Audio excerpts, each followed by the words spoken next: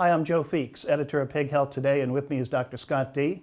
He is a veterinarian and director of research for Pipestone Veterinary Services. Always great to see you, Scott. Hey, Joe, good to see you again. Now, Scott, I have known you for more than 25 years. Really? Yeah. 25? It has been that long. Okay. And I've always had great admiration for you as both a veterinarian and a researcher, but I have to let you know, some of the research you've been doing in recent years scares the bejesus out of me. And I imagine it probably scares the industry a little bit too. I mean, when you were on the program last year, you told us about this CSI type investigation that you did with porcine epidemic diarrhea virus and how it could survive a trip from Asia into the heartland of the US and still be there, and that was scary. And then in our last conversation, you kind of followed up on that research and showed that the same thing could happen with a foreign animal disease, which could trigger all sorts of problems in this country. Mm-hmm. And now you're doing more research showing high-risk combinations of viruses and diseases. So all scary stuff, but important. So tell us about your presentation at the 2018 AASV meeting. Well, thanks. I think you summed it up pretty well. You know, a couple years ago at Pipestone, we wanted to see how PED might have entered the country because nobody really knew. Yeah. And we were the first group to show that feed could be a vehicle. You could have contaminated feed, pigs would eat that feed, and they could get infected.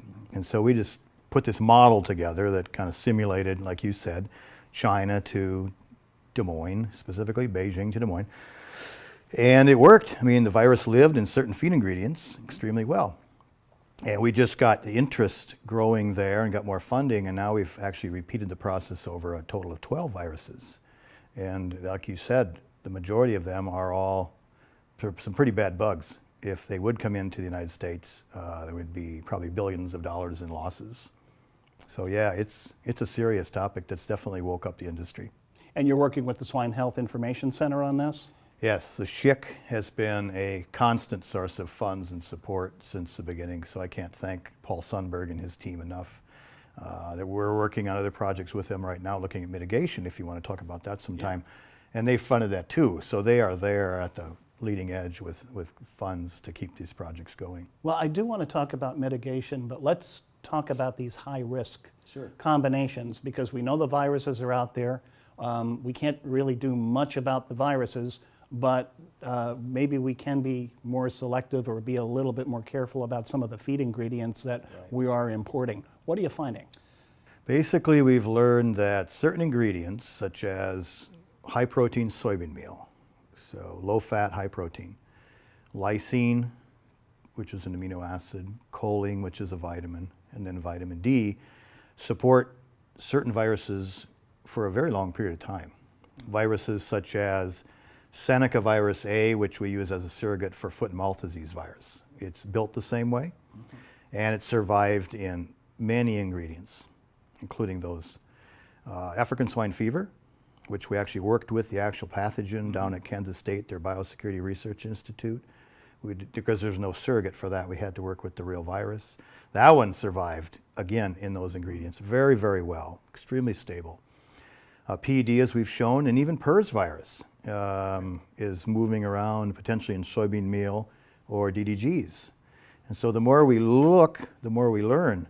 But we are starting to look at some of these high-risk combinations now. The right virus with the right ingredient or wrong, however you want to look at it. Mm-hmm. There's something about the structure of the virus and the chemical composition of those ingredients that allow it to live at very high quantities and survive this simulated model moving from, again, China to the US. Or in the case of African swine fever, we actually took a transatlantic approach because that's more of an Eastern Europe pathogen. We modeled that from Warsaw, Poland into New York City, then to Des Moines.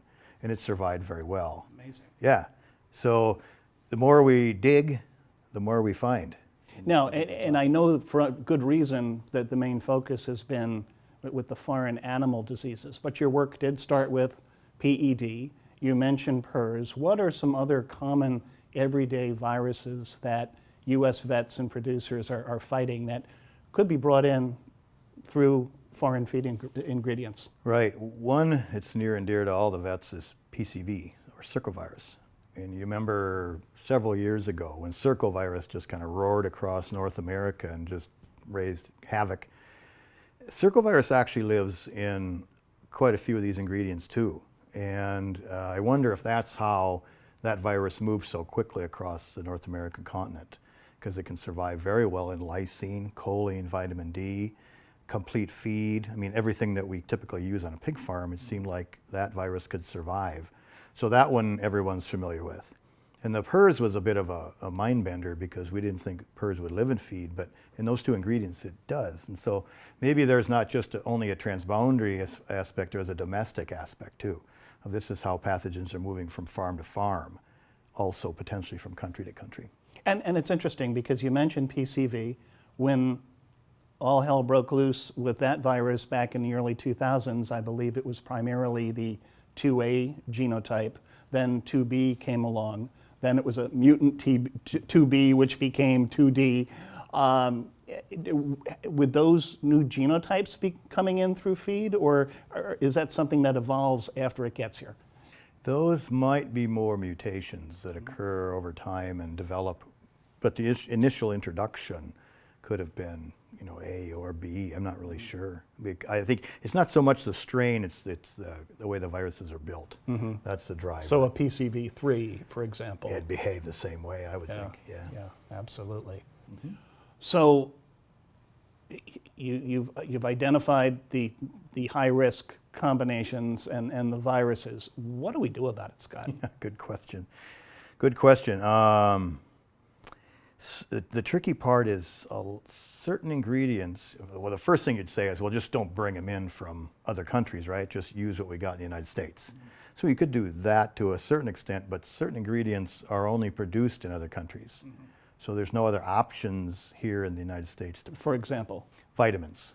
Big time product out of China. Most of the vitamins that come across into our farms are from China. So you got to have vitamins in your feed, right? Right. The pigs aren't going to grow. So what do we do there? I think we have to look at, and we are at this point looking at, what can we add to the feed as a mitigant to reduce the survival of the virus. And we're studying that right now using our model. And we've collected 10 different mitigants. Some are already on the market. Some are new ideas that companies are developing. Mm-hmm. We're putting them through the model and seeing, you know, in the worst case scenario, Seneca, for example, in soybean meal, PRRS, PED, in the lysine, choline, vitamin D. What do they do? And so we're just starting to understand that no mitigant is perfect, but some of them are better than others. And some of them look like they're actually reducing viral load quite a bit, which is important because if we can drive that challenge dose down, it becomes a lot easier to manage at the farm level. And without getting into specific products, what types of compounds or products are these? Yeah, we're looking at, there's formaldehyde products, there's organic acids, there's medium chain fatty acids in different combinations and blends, there's antioxidants, essential oils.